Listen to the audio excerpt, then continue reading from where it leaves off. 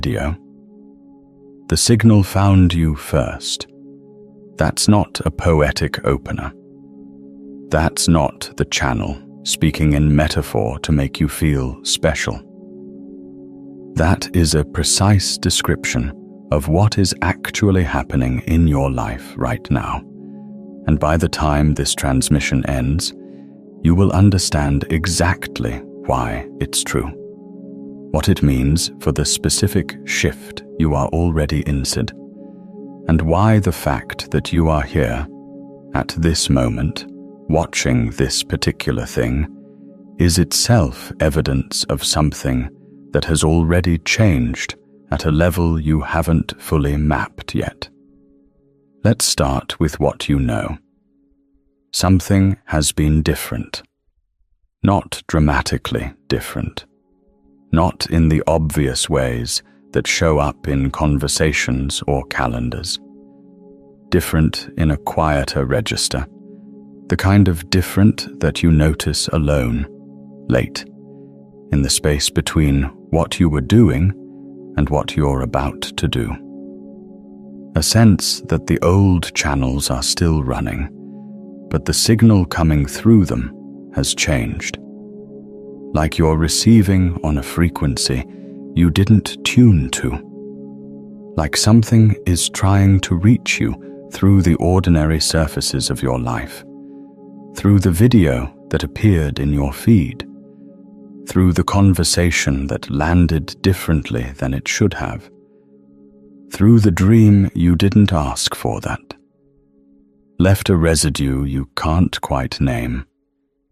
You've been noticing things finding you, not things you searched for, things that arrived. That is the gate. That is what it looks like from the outside, from the side you're still standing on. The gate doesn't announce itself with thunder. It announces itself with pattern, with a specific kind of coincidence that feels too precise to be coincidence, with a feeling that reality is organizing itself around a question you haven't asked out loud yet. And now you're here. This is the threshold. What I want to do in this transmission is take you through the actual mechanics of what is happening. Not the metaphor of it, the mechanics. Because there is a real, specific, scientifically grounded process at work when a system, and you are a system, reaches the edge of a state transition. There are real signatures. There are real warnings. There are real indicators that a threshold is approaching, and most of them are invisible to the system itself until it learns to read them. That's what this is, just learning to read them. Learning to recognize that the signal finding you is not mysticism. It is physics. It is information theory. It is the precise behavior of any complex system standing at the edge of becoming something it has never been. So let's cross this threshold together. Let's start with the mechanics. In physics, a phase transition is the moment when a material crosses a threshold and becomes something categorically different. Water becomes ice. Ice becomes steam. Not gradually, not incrementally, but at a specific critical point where the entire structure reorganizes at once. The molecules don't slowly negotiate a new arrangement. At a precise temperature, at a precise pressure, the old state becomes impossible to maintain, and the new state snaps into place. This is not a metaphor for consciousness. This is the actual model. Consciousness is a complex adaptive system, and complex adaptive systems undergo phase transitions. They cross thresholds. They reorganize at critical points. And before they do, they exhibit a very specific set of behaviors that physicists and complexity scientists have documented, measured, and named. The first behavior is called critical slowing down. In the period immediately before a phase transition, a system's ability to recover from small disturbances decreases. Normally, when you push a stable system slightly off balance, it snaps back quickly. It's resilient. It returns to its established pattern with ease. But as the system approaches a critical threshold, that recovery time gets longer. The system becomes sluggish in its return to the old state. Small perturbations take longer to smooth out. The old equilibrium is still there, but it's becoming harder to hold. Physicists can actually measure this in physical systems, in ecosystems, in climate systems, in neural networks, and use it as a predictive signal that a transition is coming. Now feel this in yourself. Think about the last few months. Think about the things that used to restore you quickly. The routines, the relationships, the ways of thinking that used to snap you back into your normal baseline. Have they been taking longer? Have you noticed that what used to settle you is settling you less? That you keep returning to the old equilibrium, but it takes more effort, more time, more energy. And even when you get there, it feels less stable than it used to? That is critical slowing down. That is your system signaling that the old state is losing its structural integrity. Not because something is wrong with you, because the threshold is close. If this is landing for you, here's something I want to share. Have you spent years shielding yourself from other people's energy, boundaries, releases, energy clearings, and still wake at 3 a.m., running someone else's anxiety? Those tools treat it as outside you. It's not. Your nervous system has adjusted to every room for so long, it forgot its baseline. The sealed timeline, a quantum guide to becoming untouchable by wrong frequencies, walks through the 5-step crossing, the adjusting pattern, the breaking point, the crossing itself, what stable feels like, and why old evidence shows up. Every tool you tried treated this as an outside problem. This one ends the adjusting pattern that made you a receiver in the first place. The longer you adjust, the harder it gets to come back to yourself. Open it tonight. It's in the pinned comment below. Now, back to the thread we were following. The second behavior is called increased variance. As a system approaches a phase transition, its fluctuations get larger. The swings between states become more extreme. In ecology, you see this in populations that are about to collapse or radically reorganize. In neuroscience, you see this in brain states that are approaching a shift. The system starts oscillating more wildly between its old attractor and whatever is pulling it toward the new state. It can't settle. The normal range of variation expands. Things feel less predictable, more volatile. more like you're being pulled in two directions at once. Does that sound familiar? The days that feel completely clear and full of momentum, followed by days where everything feels heavy and uncertain. The hours where you feel like you're already on the other side of something, followed by hours where you feel like you've lost the thread entirely. The oscillation isn't instability. It isn't breakdown.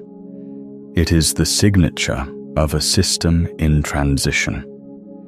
It is what increased variance looks like from the inside of a consciousness approaching its threshold. The third behavior is the one that most directly explains why this video found you. It's called sensitivity to initial conditions, and it's the defining feature of systems operating near a critical point. When a system is stable, far from its threshold, small inputs have small effects. The system is robust against perturbation. You can introduce information, stimuli, signals, and the system processes them through its established patterns without much disruption. But as the system approaches a critical threshold, something changes. Small inputs start having large effects. A tiny perturbation can trigger a cascade. A single piece of information, received at precisely the right moment, can initiate a reorganization that the system has been approaching for months or years. This is why the signal found you. Not because the universe is sending you personalized messages, though you can hold that frame if it serves you, but because your system is currently operating at or near a critical point, and systems at critical points are exquisitely sensitive to information that matches the frequency of the transition they're approaching. You aren't receiving more signals than before. You're receiving the same signals you've always been receiving. But now, at this threshold, your sensitivity to them has increased to the point where they register, where they land, where they feel like they were meant for you. They were, in the only sense that matters. Your current state made you capable of receiving them. The gate opened because your frequency matched what's on the other side. Now, let's talk about what's on both sides. Because the physics is only half of this.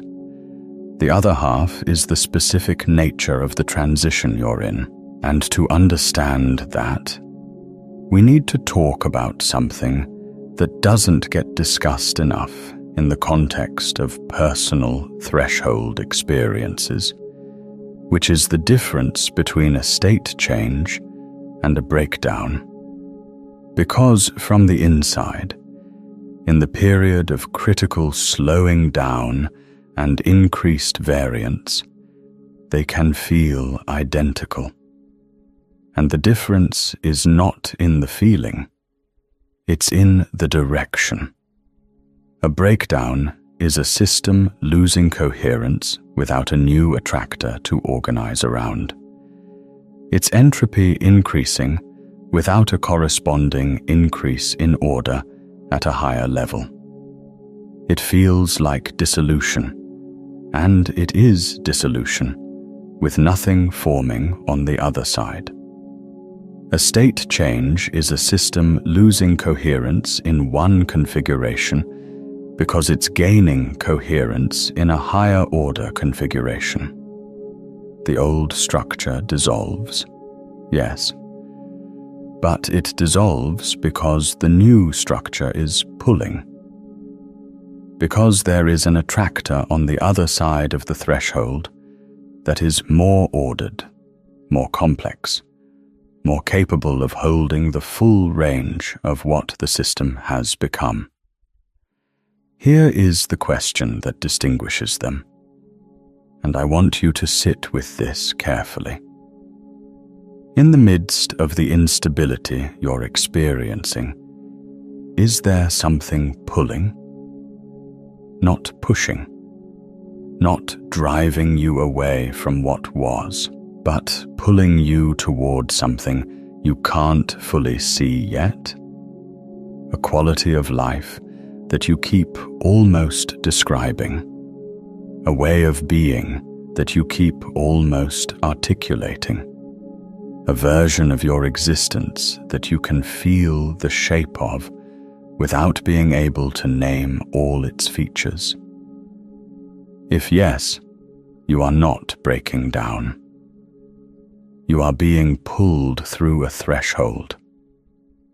The pull is the attractor. The attractor is the new state. And the sensitivity you're experiencing, the signal-finding you quality of your recent weeks, is your system orienting toward that attractor, turning toward it, tuning to it, like a radio receiver whose dial is being slowly adjusted toward a frequency that has been broadcasting the whole time, waiting for you to be close enough to hear it clearly. If this transmission is landing for you, if you can feel the mechanics of what we're describing in your own experience, take a second to like this video and subscribe so the next signal finds you just as precisely as this one did. Now, I want to go deeper into the specific nature of what changes in a timeline shift, because the title of this transmission uses a word that deserves precision. Timeline. Not in the science fiction sense, not in the many worlds interpretation of quantum mechanics, though we'll touch on that. In the sense that is most directly relevant to you right now. A timeline is a coherent path of cause and effect. It's the sequence of events that follow from a particular configuration of choices, beliefs, perceptions, and identities. Every person is living inside a timeline, a coherent narrative of what is possible for them, what they deserve, what they're capable of, what the world will offer them, and what it will deny them. And most people live inside the same timeline for years, sometimes decades, without recognizing it as a timeline at all. It just feels like reality, until it starts to shift. A timeline shift is not a single event. It's a reconfiguration of the underlying structure that generates events. It's the difference between changing what happens and changing what can happen. When your timeline shifts, the range of what's possible for you changes. Not because the external world changed, though it often does, but because the internal configuration that determines what you can perceive, attract, and act on has reorganized around a different attractor. And here is what makes timeline shifts so disorienting. They don't announce themselves in the future. They announce themselves in the past. When a timeline shift happens, you don't just start experiencing different things going forward. You start re-perceiving things that already happened. Events that seemed like failures start looking like redirections. People who seemed like obstacles start looking like catalysts. Choices that seemed like mistakes start looking like the precise steps that brought you to the threshold you're now standing at. The past doesn't change, but your relationship to it reorganizes. And that reorganization is one of the clearest signals that a timeline shift is already in progress. Think about this. In the last few months, have you found yourself reinterpreting your own history? Have things that seemed closed started seeming like they were protecting you from something? Have things that seemed like losses started seeming like they were making room for something? Have you noticed a strange gratitude for things that at the time felt devastating?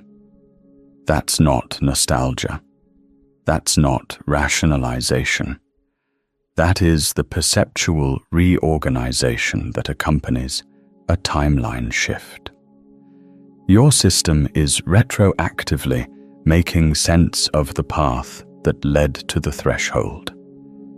It's integrating the past into the new configuration. And it's doing it because the new configuration is already beginning to stabilize. Because the crossing is already underway. You didn't find this video. The signal found you first. And the signal has been finding you for longer than you think. Let me tell you about Mara. Mara was a systems engineer, the kind of person who lived in the architecture of things. She understood how complex systems behaved, how they failed, how they self-organized, how they reached tipping points. She had spent years building models that predicted when large technical systems would undergo catastrophic reorganization. And she was very good at it. She could read the signatures of an approaching threshold in a power grid or a supply chain with precision and confidence. She could not read them in herself. For 3 years, Mara had been living in what she described as a slow erosion. Not a crisis, not a dramatic falling apart, just a steady, almost imperceptible decrease in the energy she brought to her work, her relationships, the basic maintenance of her life. She was functioning. She was productive. She was, by every external measure, fine. But something had been draining from her for 3 years, and she had been compensating for it with increasing effort, like a system spending more and more energy to maintain an equilibrium that was becoming harder and harder to hold. Critical slowing down. She didn't call it that. She called it burnout. She called it needing a vacation. She called it the inevitable cost of the career she'd chosen. She had a story for it that kept it manageable, kept it contained, kept it from becoming the signal it actually was. Then 3 things happened in 6 weeks. The first, she was reviewing a model she'd built 2 years earlier, a predictive model for infrastructure failure, and she noticed something she'd never noticed before. The model was accurate. It had predicted the failures it was designed to predict, but it had also, in its data, predicted something it wasn't designed to predict. It had flagged her own system, her own department, as exhibiting the signatures of an approaching critical transition. The data had been there for 2 years. She had looked at it, dozens of times. She had never seen it. She saw it now. The second, a colleague she hadn't spoken to in years sent her an article, not about engineering, about something she'd been quietly interested in for most of her adult life, but had never pursued because it didn't fit the architecture of the life she'd built. The colleague said, simply, "I don't know why I thought of you, but I did." The article landed in her inbox at 11 on a Tuesday, and she read it 4 times before she understood why she couldn't put it down. The third, she had a dream. In the dream, she was standing in a corridor she recognized as a place from her childhood, a specific hallway in a specific building, and at the end of the corridor, there was a door she had never noticed before. Not a dramatic door, not a glowing or mysterious door, just a door that had always been there and that she was only now seeing. She woke up, and the feeling of that door stayed with her for days. 3 signals in 6 weeks, all pointing in the same direction. She was a systems engineer. She knew what it meant when a system started exhibiting sensitivity to initial conditions. She knew what it meant when small inputs started having large effects. She knew in her bones what it looked like when a system was approaching a critical threshold. She had been looking at it in herself for 3 years without seeing it. Now she saw it. The question was what to do with that seeing. And this is where Mara's story becomes the story I want to tell you, because what she did next is the thing that most people don't do. She didn't immediately act. She didn't make a dramatic decision. She didn't announce a change or burn down the architecture of her life. She did something much harder and much more precise. She sat at the threshold. She gave herself 2 weeks of deliberate threshold sitting. 2 weeks of not deciding, not moving, not retreating to the old equilibrium, and not forcing a crossing. Just being at the gate, just feeling the edge, just letting the signals accumulate and the clarity build, without rushing the collapse of the old state or the emergence of the new one. And in those 2 weeks, something happened that she hadn't expected. The new attractor became visible, not all at once, not in a revelation, but in the same way that a shape emerges from noise when you stop trying to see it and just look.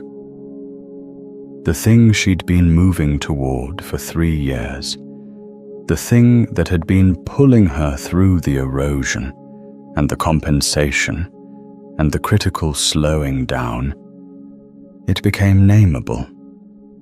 She could describe it. She could feel its architecture. She could see the path from where she was to where it was, and the path required crossing a threshold she had been standing at for longer than she'd known. She crossed it. Not dramatically, not all at once, but she crossed it. And what happened on the other side of that crossing was not what she expected. And this is the part I want you to hear carefully. What happened was not that everything became easy. What happened was that the effort she was spending changed its nature. The effort of maintaining the old equilibrium, the effort of compensating for the slow erosion, the effort of being fine, that effort stopped. And in its place came a different effort, the effort of building something new, of learning, of stretching into a configuration she hadn't occupied before. The second effort was harder in some ways, but it was generative. It was moving toward something. And that difference, the difference between effort that maintains and effort that builds, was the crossing. That is what's on the other side of your threshold. Not ease, not the absence of effort, the transformation of effort from maintenance into momentum. Now let's talk about the specific mechanics of why this moment is the crossing point. Because I said at the beginning that the signal found you, and I want to be precise about what that means. It doesn't mean this video is magic. It doesn't mean the algorithm is conscious. It means that you are currently in the state that makes signals like this one land. You are at the sensitivity threshold. You are in the increased variance. You are exhibiting the critical slowing down. And because of that, you are capable of receiving information that you would have processed and forgotten 6 months ago, a year ago, 2 years ago. The signal has been broadcasting the whole time. You are only now close enough to the threshold to hear it clearly. But here is the thing about critical thresholds that most people don't know. The thing that makes the timing of this transmission matter. Critical thresholds are not permanent. They are not an indefinite open door.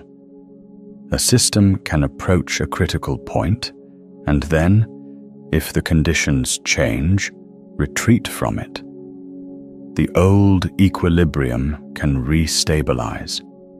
The sensitivity can decrease. The signals can stop landing. The gate can close, not forever, but for a while. Sometimes for a long while. And the cost of that retreat is not zero. When a system approaches a critical threshold and then retreats, it doesn't return to the exact same equilibrium it left. It returns to a version of that equilibrium that has been stressed. The old state becomes more rigid, more defended, less flexible. The system has experienced the approach to the threshold and the retreat from it as a threat, and it responds by reinforcing the structures that kept it in the old state. The patterns become more entrenched. The recovery from perturbation becomes faster, which sounds like stability, but is actually brittleness. The system becomes harder to shift. This is the cost of hesitation at the gate. Not punishment, not failure, just physics. The system that stands at the threshold and retreats is harder to move the next time. The crossing that was possible at this sensitivity becomes harder to initiate from a more defended baseline. The gate doesn't close forever, but it becomes heavier. You know this in your life. Think about a threshold you stood at and walked away from. Not a decision you made consciously, but a gate you felt and didn't cross.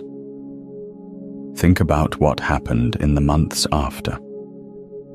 Did the old patterns become more entrenched? Did the thing you were moving toward feel more distant? Did the sensitivity decrease? Did the signals stop landing? Did the pull become quieter? That is the physics of retreat from a critical threshold. And I'm not telling you this to create urgency through fear. I'm telling you this because understanding the actual cost of hesitation is part of crossing. You can't cross a gate you don't understand. And one of the things you need to understand about this gate is that standing still is itself a choice, and it has consequences that are not neutral. The gate is open now. The question is whether you'll step through while it's open. I want to pause here and ask you something directly. Have you ever stood at one of these thresholds, felt the pull of something on the other side, and known in your body that you were at a point of no return? Drop that moment in the comments. Not the whole story, just the quality of it. What it felt like to be standing at that edge. Let me tell you about the quantum mechanics of this in a way that I think will change how you understand your own sensitivity. In quantum mechanics, there is a principle called superposition. Before a quantum system is measured, before it interacts with its environment in a way that forces a definite state, it exists in a superposition of all possible states simultaneously. It is not in one state or another. It is in all of them at once, each with a certain probability amplitude. The system is, in a precise sense, undecided. It is holding all possibilities open. The moment of measurement, the moment of interaction with the environment, is the moment of collapse. The superposition resolves into a single definite state. One possibility becomes real. The others, in the standard interpretation, become inaccessible. Now, here is what this has to do with you. Before a timeline shift, before a threshold crossing, a consciousness exists in something that functions like superposition. Multiple versions of the future are simultaneously accessible. Multiple attractors are pulling. The system is holding several possible configurations, open at once. The old state, the new state, the various paths between them. And this is experienced from the inside as the increased variance we talked about earlier, as the oscillation, as the feeling of being pulled in two directions at once, as the days that feel like the old life and the days that feel like the new one. You are in superposition right now. You are holding multiple possible configurations simultaneously. And the collapse, the resolution into a single definite state, the moment where one version of your future becomes real and the others become inaccessible. That collapse is what the crossing feels like. That's the gate. That's the threshold. That is the moment where the superposition resolves and one version of you becomes the version. And here is the thing about collapse that people misunderstand. Collapse is not loss. When a quantum system collapses from superposition into a definite state, it doesn't lose something. It gains definiteness. It gains coherence. It gains the ability to interact with the world in a specific, directed, powerful way that was impossible while it was holding all possibilities open. The superposition is necessary. It's the space of potential. But it is not the destination. The destination is the collapse. The destination is the definite state. The destination is the crossing. The oscillation you're feeling right now, the increased variance, the days of clarity and days of heaviness, that is the superposition. That is you holding multiple configurations open. And the crossing, the collapse into the new state, will feel like relief, like finally arriving somewhere you've been approaching for a long time, like the oscillation resolving into a direction. But you have to let the collapse happen. You have to stop trying to maintain the superposition. Stop trying to hold all the options open. Stop trying to be both versions of yourself at once. Because that holding, that maintenance of superposition, is itself a form of effort. And it's the most exhausting form of effort there is, because it's effort that goes nowhere. It's effort that maintains a state of undecidedness rather than building anything. The collapse is not the risk. The maintenance of superposition is the cost. Now, I want to do something specific with you. I want to take you through a threshold practice, and I want to be precise about what this practice is and what it isn't. This is not a visualization designed to make you feel good. This is not a meditation for relaxation.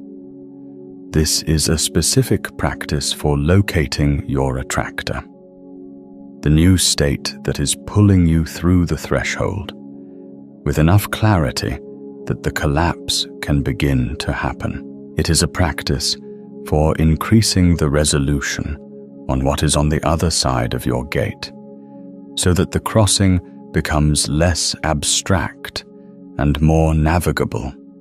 Find a position where you can be still for a few minutes, not necessarily with your eyes closed, though you can.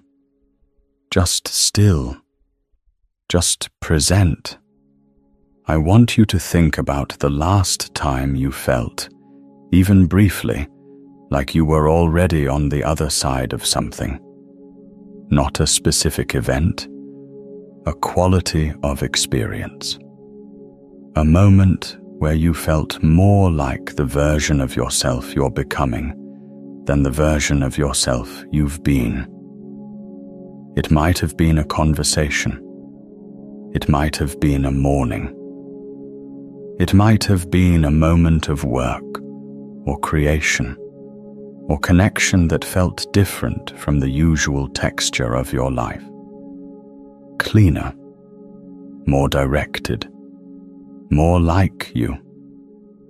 Find that moment. Don't analyze it. Just locate it. Feel the specific quality of it. Now notice what was different about that moment from your baseline. Not the circumstances, the internal configuration. What was available to you in that moment that isn't always available? What kind of thinking were you doing? What kind of feeling was present?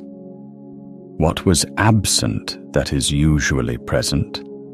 The usual weight, the usual noise, the usual friction. You are feeling the attractor. You are feeling the new state from the inside. You've been there, not permanently, not stably, but you've been there. Your system has already visited the other side of the threshold. It knows what it feels like. It has a reference point. Now, here is the practice. I want you to extend that quality of experience forward. Not as a fantasy, not as a wish, as a mapping.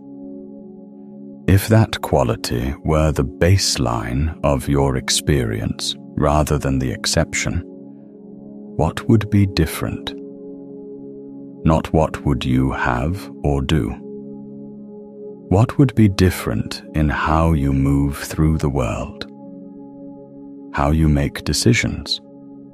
How you relate to the people around you? How you respond to difficulty? How you understand your own past? Take your time with this. Don't rush to conclusions. Don't try to make it practical yet. Just map the territory. Feel the shape of the state that is on the other side of your threshold. What you are doing right now is what physicists call state preparation. You are preparing your system to receive the new configuration by making the new configuration as real as possible in your current experience. You are increasing the probability amplitude of the new state. You are, in the quantum mechanical sense, biasing the collapse. The gate is open. You are standing at it, and you have already felt what is on the other side. Now, let's talk about what actually changes when you cross. Because this is where most transmissions like this one become vague. They tell you that everything changes, that you become a new version of yourself, that the old reality ends and the new one begins. And all of that is true. But it's not specific enough to be useful, so let me be specific. The first thing that changes is your relationship to your own history. Before the crossing, your past is a weight. It's the collection of evidence for what you are, what you're capable of, what you deserve. It's the thing that makes the future feel like a continuation of what has already been. The patterns in your past feel like predictions. The failures feel like data. The limitations feel like facts. After the crossing, your past becomes a resource. Not because you rewrite it, not because you pretend it was different, but because the new state you're occupying has a different relationship to causality. From the new attractor, the past is the path that brought you to the threshold. It's the specific sequence of experiences that built exactly the capabilities, the knowledge, the sensitivity that this crossing requires. The things that felt like detours were the route. The things that felt like losses were the preparation. The past doesn't change, but it stops being a weight and starts being a foundation. The second thing that changes is your relationship to other people. This is subtle and it's important. When you're in the old state, You relate to people through the lens of the old state's attractor. You're drawn to people who confirm the old configuration. You're in friction with people who challenge it. The relationships that feel most comfortable are the ones that maintain the equilibrium you're trying to leave. And this is one of the reasons threshold crossings can feel lonely.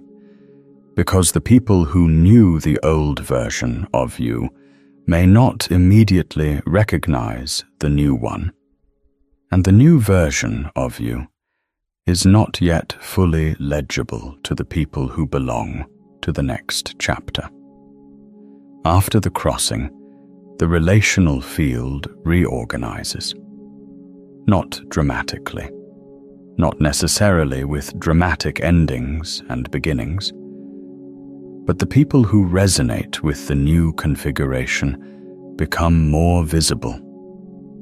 The conversations that belong to the new state start happening. The connections that were impossible from the old attractor become possible from the new one, not because you've changed your social strategy, because you've changed the frequency you're broadcasting on, and different things are drawn to different frequencies. The third thing that changes is your relationship to time. In the old state, time is something that is happening to you. The future is uncertain and slightly threatening. The present is a management problem. The past is a collection of evidence. Time feels like a current you're swimming in, sometimes with, sometimes against, but always as something external to you, something you're moving through rather than something you're participating in creating.